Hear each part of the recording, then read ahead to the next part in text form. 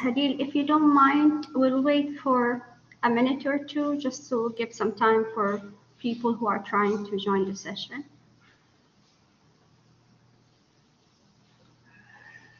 Okay, sure, no problem. Thank you.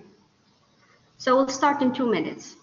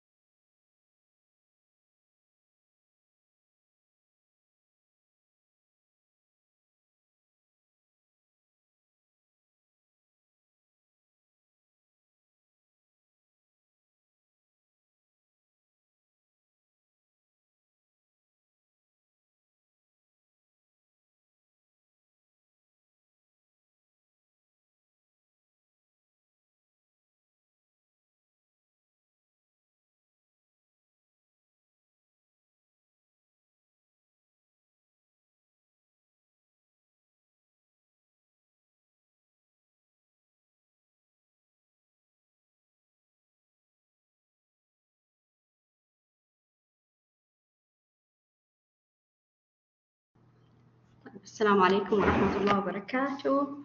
Welcome everyone to this session, our first session in this semester. Presented to you today by the Academic Writing Center. In today's session, Ms. Hadeel, we have today with us Ms. Hadeel, who will talk about mastering formality and clarity in academic writing.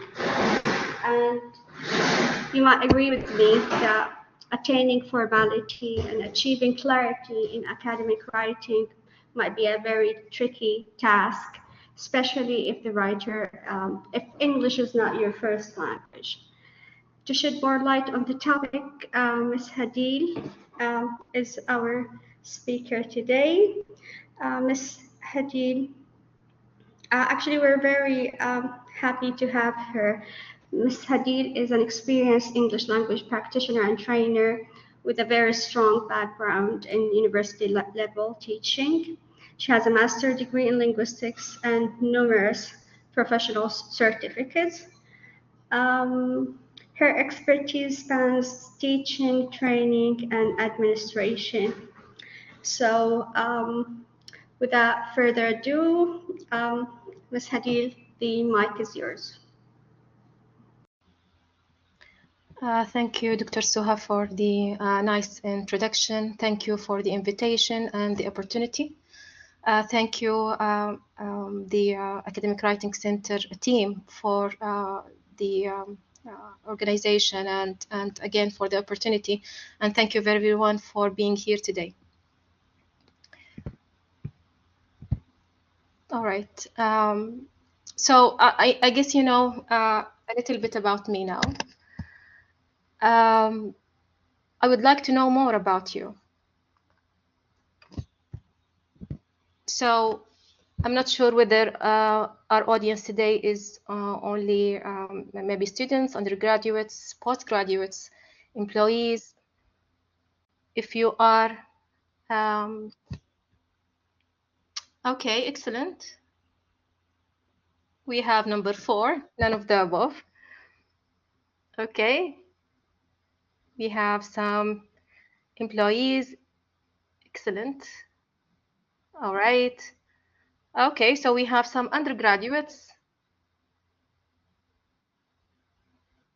postgraduates as well. Excellent. Excellent. I guess this is a topic that is interesting to many people, I guess. And of course, when it comes to academic writing, a workshop or 2 or 3 are not enough. Practice always is key. Excellent.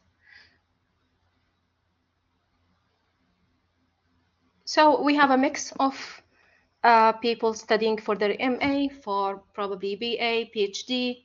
We have some our employees as well, which is good. So today's session, of course, it's about academic writing, and we will focus on achieving formality and clarity. And we will focus on defining what is academic writing, what do we mean by formality, what do we mean by clarity, and of course, we will talk about how to achieve those features. So again, in the chat box, I would like you to write a word that comes to your mind when you think about academic writing. What comes to your mind when you think about academic writing? إيش يخطر في بالك؟ إيش في ممكن كلمة that can describe academic writing in your mind? Okay, perfectly. Professionalism, research, formal, definitely. Formality, yes. Ideas, okay. Register, yes, that's a good word. Advanced, okay. Yes, definitely formal writing. Coherence, yes. Organized, excellent.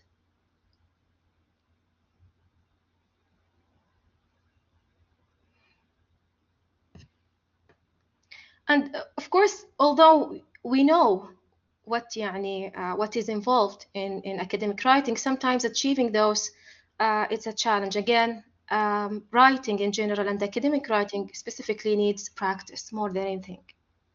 Yes, well structured, definitely.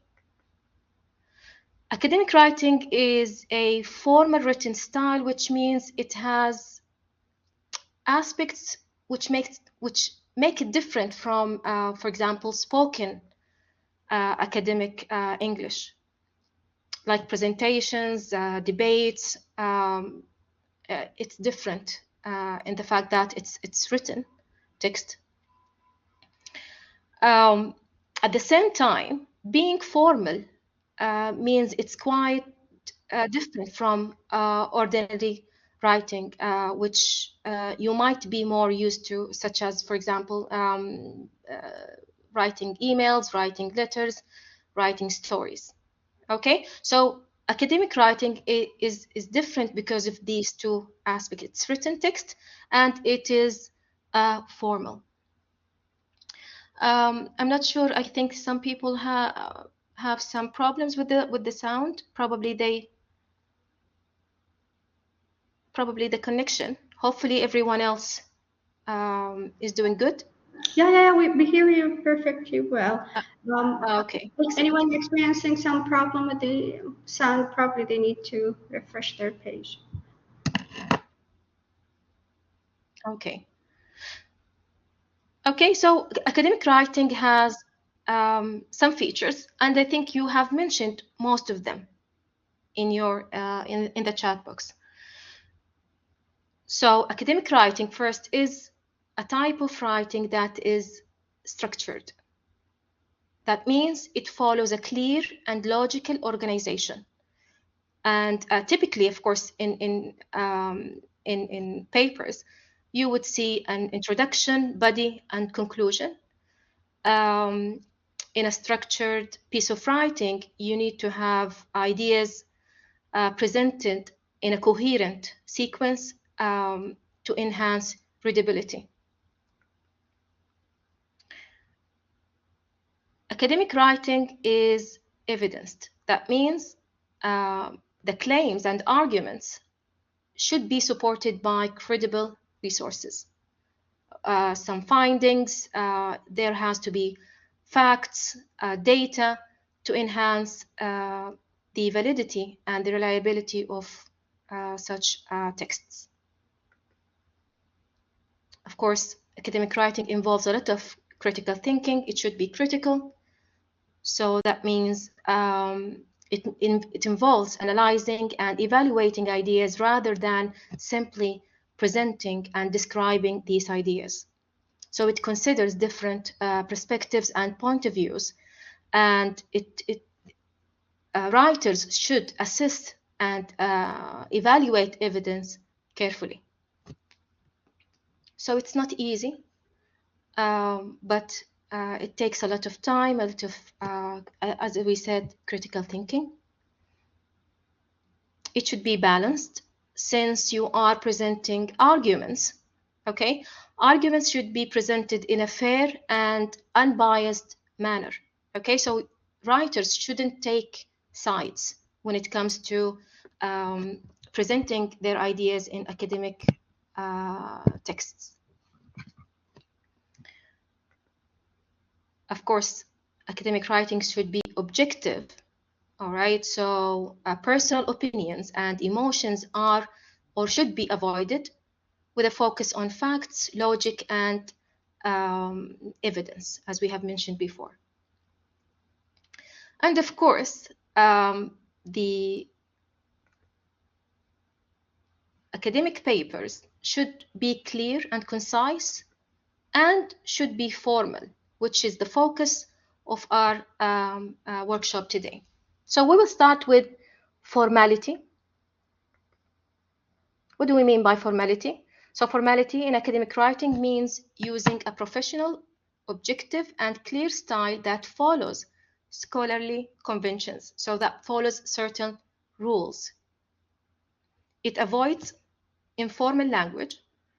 It avoids contractions and personal opinions, focusing on well-structured arguments and evidence-based statements. And we will know more about how to achieve formality in a bit. Of course, the easiest way to make your text more formal is to focus on the word choice. Okay, so try to focus on formal vocabulary. Here we have a table. On the left, we have some informal everyday words that we use. Often students they mix or they use everyday language, the conversational language in their writing, although it is clear, but it is not formal, and it shouldn't be used in an academic text. So, for example, words like or phrases like a lot of could be replaced by numerous, many. Words like small could be replaced by minor and limited. Good should be replaced by things like beneficial, advantageous. About should be replaced by regarding, concerning. When you give example, instead of using like, it's better to use words like such as. Here we have a part of the sentence, okay? There are lots of people who believe. What should I change in order to make this one more formal? What do you think?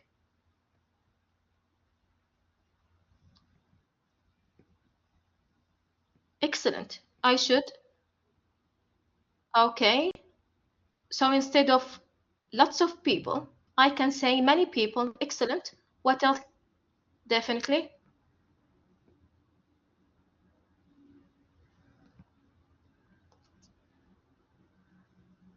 I can use numerous, yes.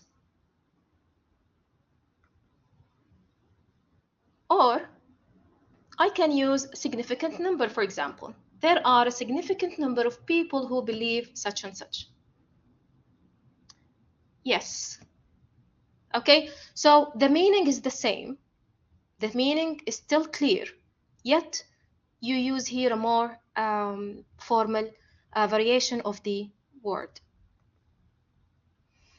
Another thing that you can do is use formal verbs instead of multi-word verbs. Multi-word verbs are verbs that we usually use in conversational language and in spoken, of course, language and everyday language that are not formal enough to be in an academic text. So, for example, words like go up should be replaced by increase, go down should be replaced by decrease. I think you have come across these words when studying for IELTS, for example. They love these words. Talk about, you should replace it with discuss, get better, improve.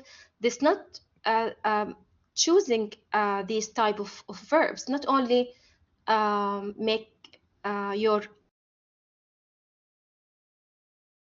no, it makes it less wordy. Okay, so you use less words to express the meaning that you intend to express, and that would make it much clearer. As you will see, clarity and formality are really connected.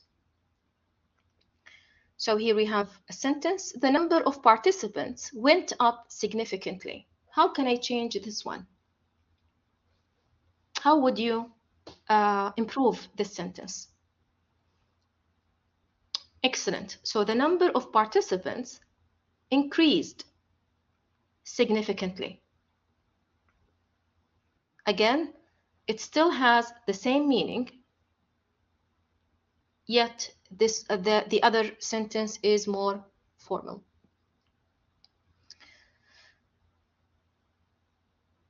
The third thing that we can do is to use full forms and avoid contractions. And although this is really common when we study English, we usually study, contractions, and we use them in spoken language. But in academic texts, we shouldn't use these contractions. So these are easy ways to make your text more formal. The fourth one is to use formal grammar structures. In academic writing, combining simple sentences into complex ones through, for example, the use of relative clauses or the use of noun phrases in nominalization can help you express ideas more effectively. And it will help you with the flow of ideas. It will make your text more coherent instead of using simple sentences and making your text sound a bit robotic. Okay, so for example, here we have these two sentences. The data were collected carefully. Errors were still found. Of course, there is some kind of connection between these two simple sentences. So why not combining these two in a complex sentence? Yes, exactly, Ala. Although the data were collected carefully, errors were still found. Excellent. We can also use even though. Yes, excellent. Okay, now the sentence is more engaging now. Is connected. The ideas are connected in a better way. Another thing that you can do to avoid or to achieve, formality is to avoid informal phrases and idiomatic expressions. So things that we say in our spoken language and things that are usually used by native speakers and not necessarily understood by non-native speakers. So considering that your work might be read by people from around the world, you should definitely avoid using idiomatic expressions, since they will make your writing sound less formal and less clear. So here, for example, we have something like in a nutshell, which means in summary, conclusion. On the same page means in agreement, and this is the one that should be used. Keep an eye on something. Okay, so that means monitor or observe. The big picture, that means the overall perspective. And again, although these are used in everyday language and conversational English, they shouldn't be used in academic writing. The sixth thing that we can do is to use statements, not questions. And I think this is a common mistake that students do when they write. And I see it all the time with my students, just because they often hear questions in presentations, and even in magazine articles or things like that. They use sometimes questions as a hook, to engage the readers. However, in academic writing, it shouldn't be used. So students often start, and they usually use it as a topic sentence. Have you ever wondered how academic writing is different from other types of writing? So they use this as the first sentence in a paragraph to talk about academic writing, for example. But actually, in academic writing, they shouldn't use questions. Instead, they should turn it into a statement, which is clear and straightforward. So this one could be changed to: academic writing differs from other types of writing in many ways. So it gave, or it conveyed, the same information or the same meaning, yet it's clearer. Okay. Do you think that formality is or achieving formality is that difficult now? I think these small steps or small rules can help you a lot if you are trying to achieve formality. Now let's put your understanding to the test. So here we have two texts.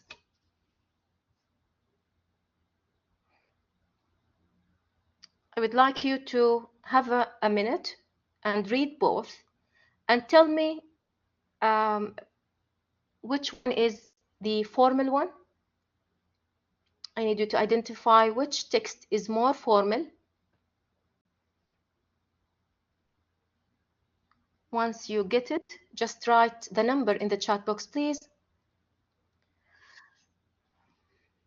Okay, excellent Raed, excellent Ala. Okay, the red one, excellent Fahad.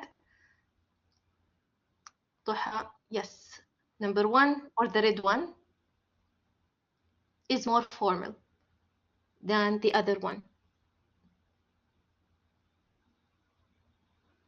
Yes, this is correct.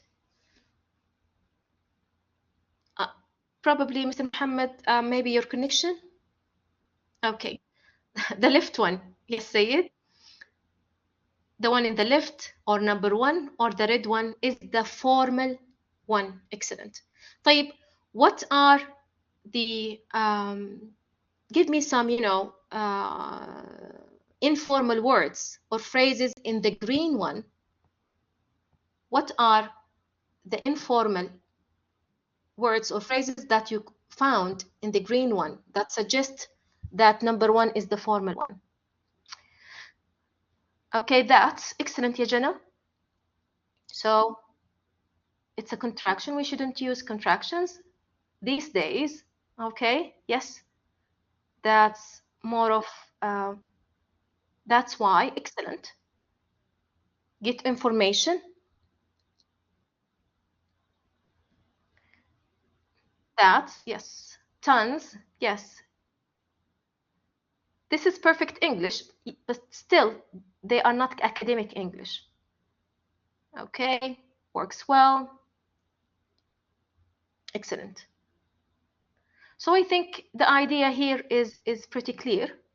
I know once you start writing, things become a bit confusing. Excellent, yes, Ham. Yes, the word like. What can you use instead of the word like, Siham?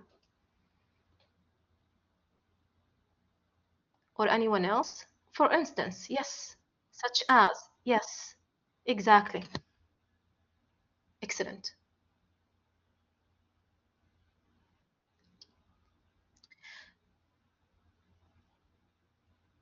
Such as, yes. So my advice for you when you are trying to improve the formality of your paper is to write whatever you want in the first draft, and then start looking at it with a critical eye, looking for informal type of language,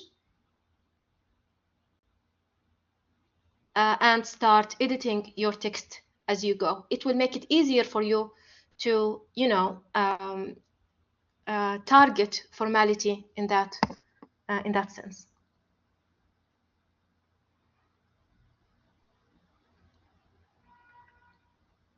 Okay, so now let's move to clarity. And as I have mentioned before, clarity and formality are closely connected. You cannot write a clear, it's better to use formal language if you want your text to be clear. Now, clarity in academic writing refers to presenting ideas, arguments, and research findings in a straightforward, precise, and well-structured manner, ensuring that the reader easily understands the intended meaning. Clarity is crucial in academic writing as it helps convey complex information effectively, minimizing ambiguity and misinterpretation. Okay, so when we say ambiguity, نقصد الغموض. Okay, in academic writing, we shouldn't have things that has two meanings, or things that are not clear to everyone. You cannot assume that your readers are inside your head. Sometimes writers, me included, of course, we are, we are captured in our thoughts. We think that everyone understands our point just because we understand it, which is not the case, definitely. Now, زي ما يقولوا الأشياء تعرف بأضدادها. So in clarity, we will discuss what makes a piece of writing hard to read. So we will discuss what not to do instead of giving you rules.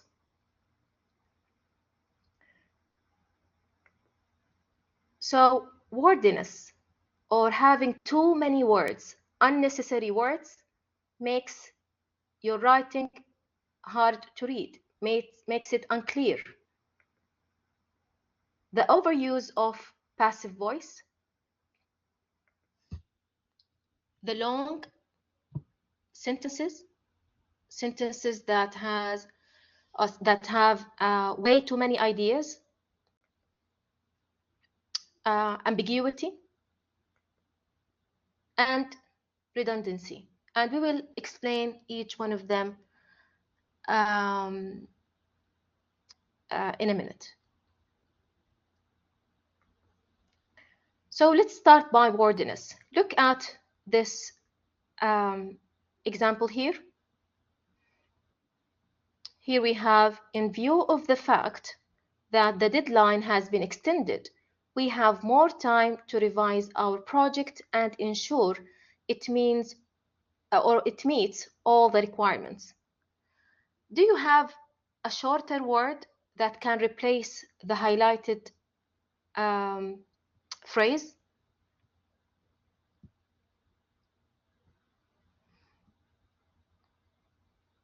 Can you think of something to replace the highlighted part, this part?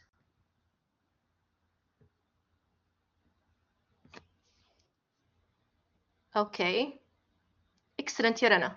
Given that the deadline has been extended, we have more time to revise our project and ensure it meets all requirements. That sounds like a very good choice. We can use also, considering the extended deadline, we have more time to revise our project and ensure it meets all requirements. Also, here we have this part is written in the passive voice. So when we change it to make it instead of the deadline has been extended, we shorten it to make it the extended deadline. Makes the sentence clearer and easier to read. Of course, this takes us to the overuse of passive voice. And I mentioned the word overuse because in some cases you need to use the passive voice in order to improve the objectivity of your writing. So you avoid, using the active voice in certain cases. But most of the time, you shouldn't overuse passive voice because of many things. Because it will force you to use more words, and it will shift the focus in the sentence in a way that will make it confusing to people sometimes. So, for example, here we have the recommendations. Here we have an example. The recommendations for improving the curriculum were provided after a thorough evaluation was conducted by the committee. In here, the subject of the verb of the action is not clear, just because it was written in the passive voice. A better alternative would be the committee conducted a thorough evaluation and provided recommendations for improving the curriculum.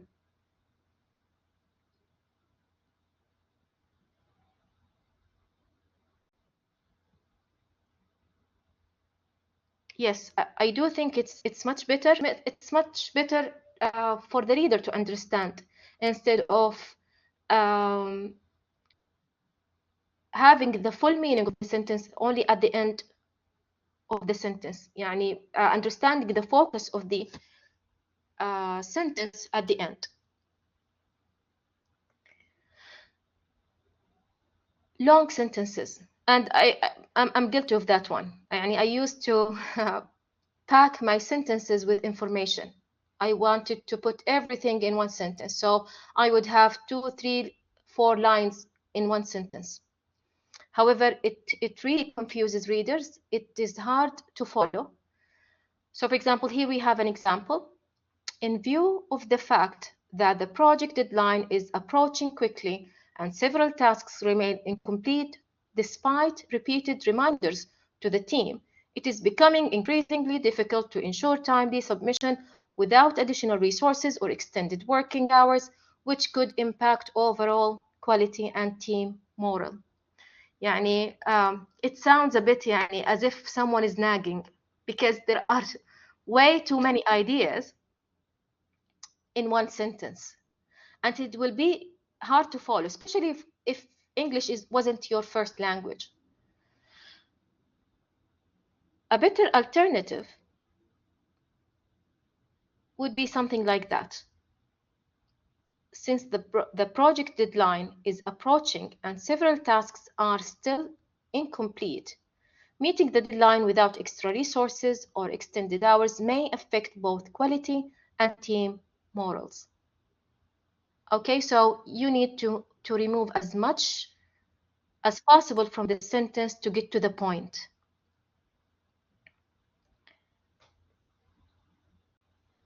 Here we have ambiguity.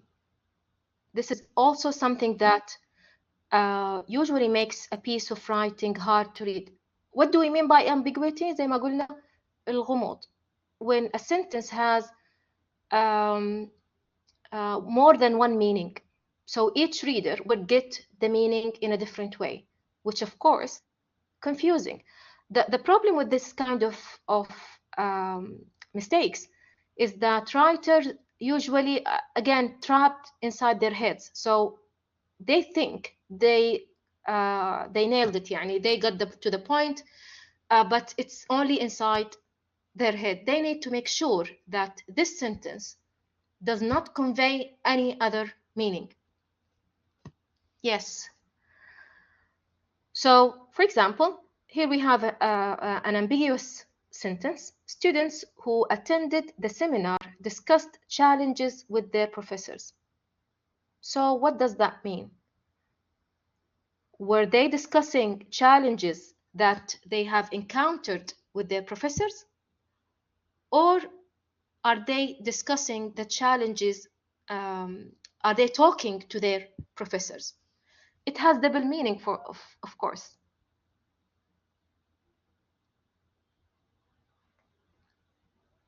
To make the meaning clearer, the sentence could be rewritten as, if the students had issues with their professors, for example, if this is your intended meaning, the sentence should be written like this. Students who attended the seminar discussed the challenges they faced because of their professors. If this is what you mean. Or it could be written in a different way if you have a different meaning in mind. If the students and professors discussed challenges together, you need to write it or rewrite it in this way. Students who attended the seminar discussed challenges alongside their professors.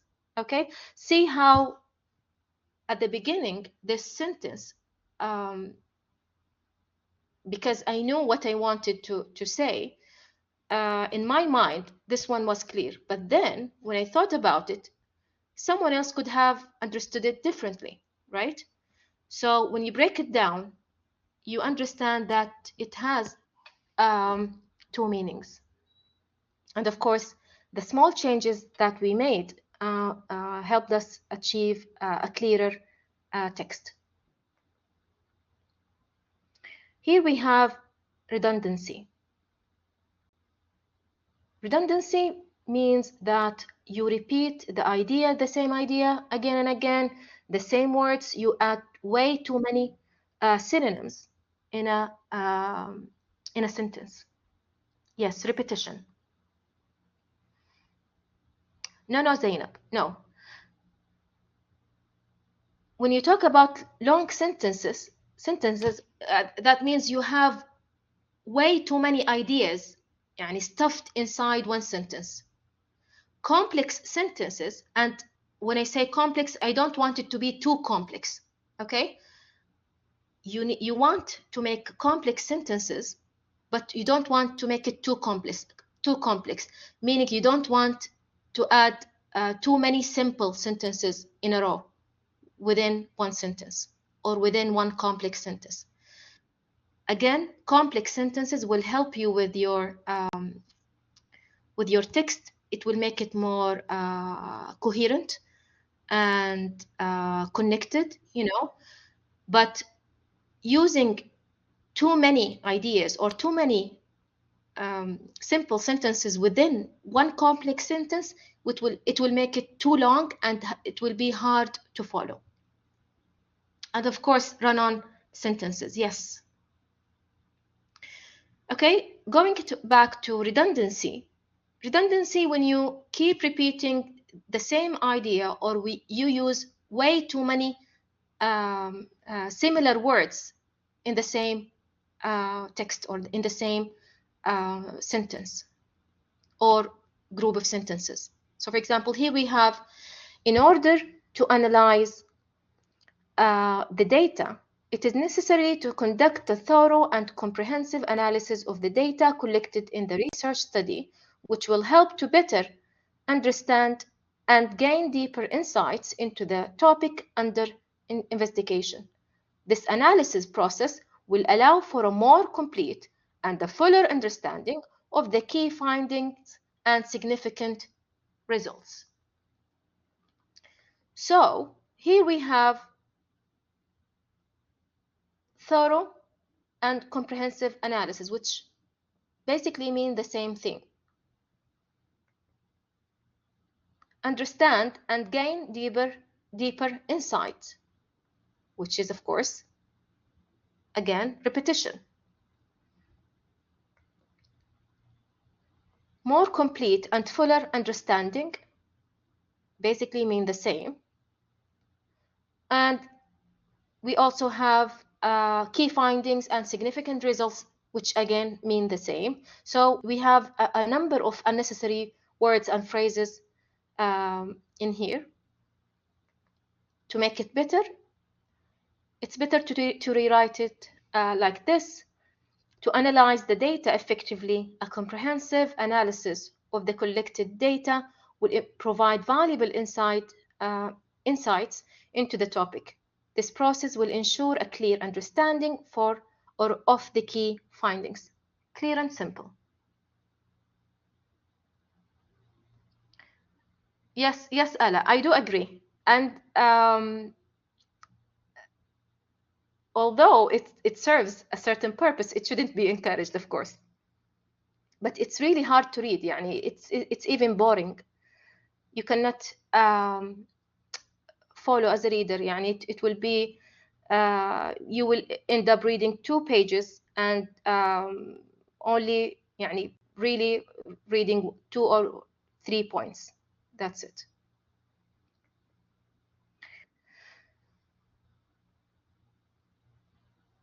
Now, I think the last point here is one of the most important.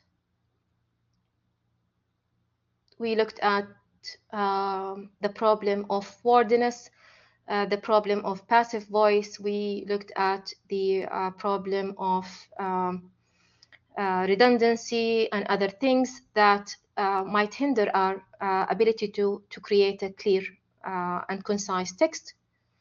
But here is one important thing. Always put the main idea up front, and this applies to your text from the sentence level to the paragraph level to the text level. Put the main idea up front. Always put the main idea up front. Okay, and we'll have a look at how can we achieve this. Again, it's always important to lead with the main idea rather than burying this main idea inside a sentence or inside or at the end of the paragraph. Get to the point straight away. To achieve that, avoid starting your sentence with if. So for example, here we have a sentence. If inflation expectations are not enriched and if currency depreciation is significant and prolonged, an exchange rate induced price spiral could occur. So the main point here is left at the end. Instead, we should write it like this. So put the main idea at the beginning. So you move your main point to the beginning of the sentence, and then you add the other details. Another way to achieve clarity and another way to put the main idea up front is to use the active voice. And we have talked about this minutes ago. Here we have an example. Transitioning to a consolidated arrangement that locates all debt management functions within a single unit in the finance ministry has met with some resistance by stakeholders, which makes it a bit confusing to the reader. You should start by your subject and the action. Stakeholders have resisted, and the rest of the sentence. This way, it's easier for the reader to follow, to understand, and to focus on what's important in this sentence. Another way to make your main point clear is to put time and action at the beginning again. So here we have an example. In response to investor needs and broader industry trends, a trend away from small bespoke funds to broader asset allocation funds, we announced plans to simplify our fund offering towards the end of 2019. So the most important information was kept at the end. Instead, moving it to the beginning of the sentence will make it much clearer and it will put the necessary highlight on that information. Finally, and I think you have heard this many times, you need to work and perfect your topic sentences. So on the paragraph levels, topic sentences are crucial to help readers locate information, to help readers focus on the main points at the beginning of their reading. It will give you enough idea about the following text instead of waiting to finish the whole text in order, to get the whole idea. So perfecting your topic sentences is key to achieve clarity. This takes us to the end of our workshop today. These are my references, mainly my references. I had other references. Actually, this is a cheat sheet that has some good references, some good word alternatives and phrases that you can use. It has useful links to universities' websites, to academic websites that you can use to or while you are writing. It has also ChatGPT prompts that can help you while you are writing. Please scan the QR code if you are interested, or I can share the link with you. Just a second.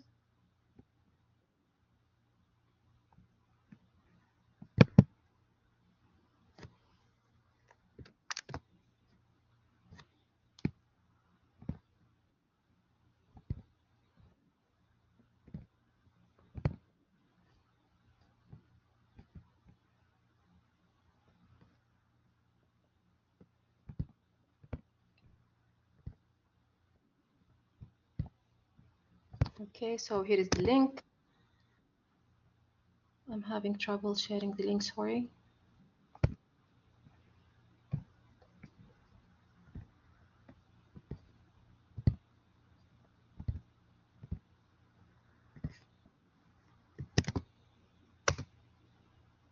Okay, here you go.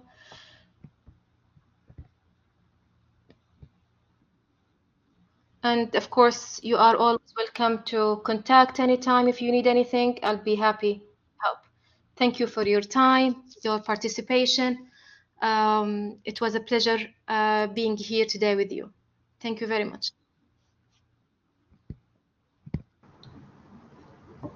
Thank you so much. Very impressive, actually, workshop. Thank you so much, Ms. Hadeel, for sharing all those tips. I'm sure, like, that were they were well received, and by our audience today, who I'm sure found them very useful. I'll open the floor now for any questions to Ms. Hadeel. Meanwhile, Mr. Kamal, maybe I can, yeah, already did. Already shared our feedback form. If you're interested in receiving a certificate after this workshop, please fill out this form. We have less than 10 minutes. Please share any questions or any points that you want to discuss with Ms. Hadeel.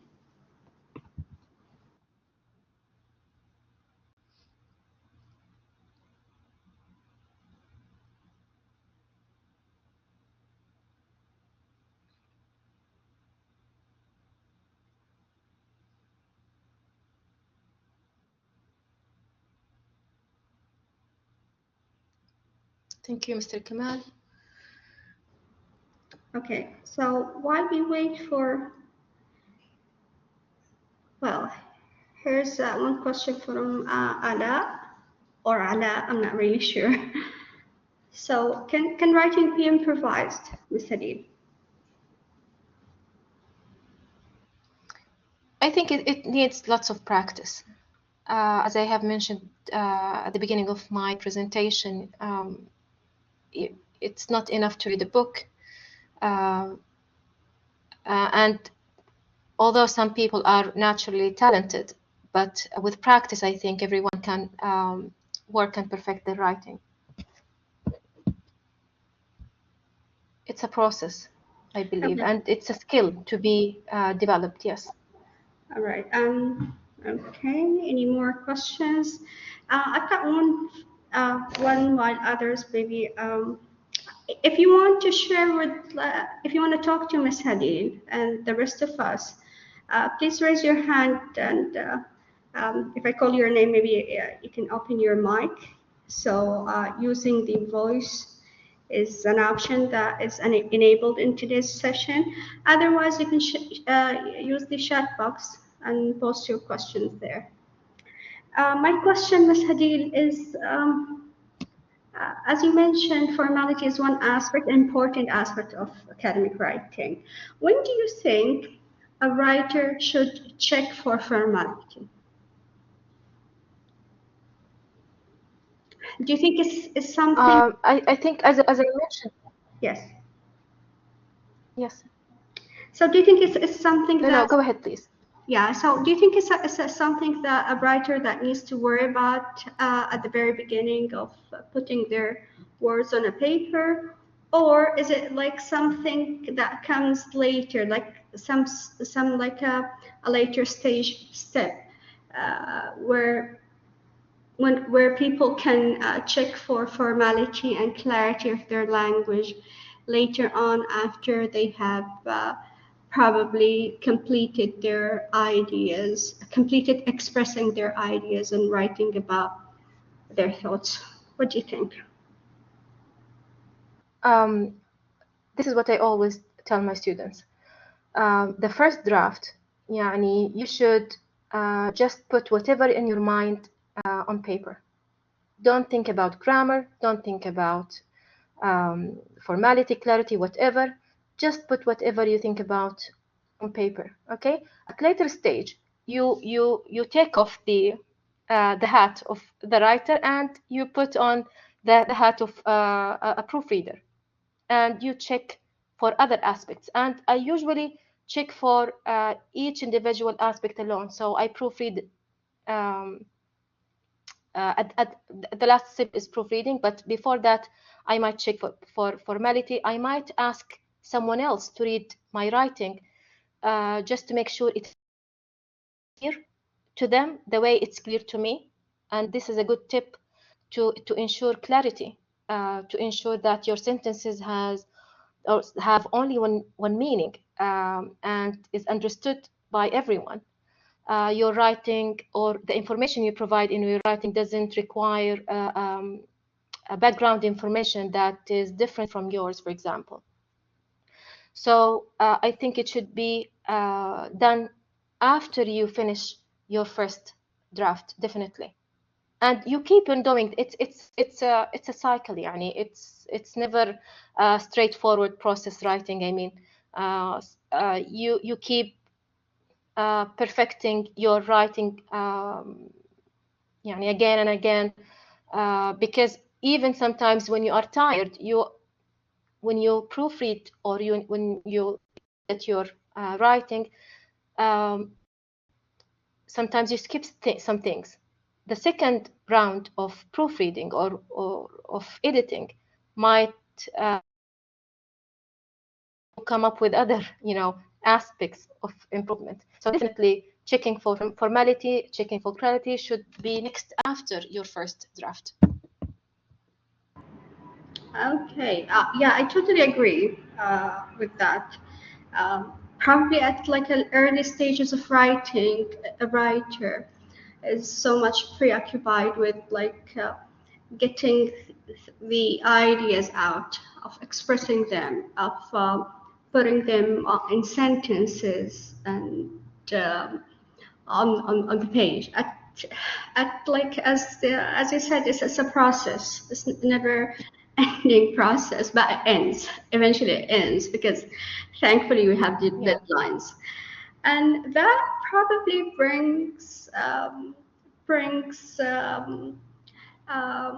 stresses the importance of finishing writing before the deadline to allow some time for revision and editing, as you suggest. What do you think?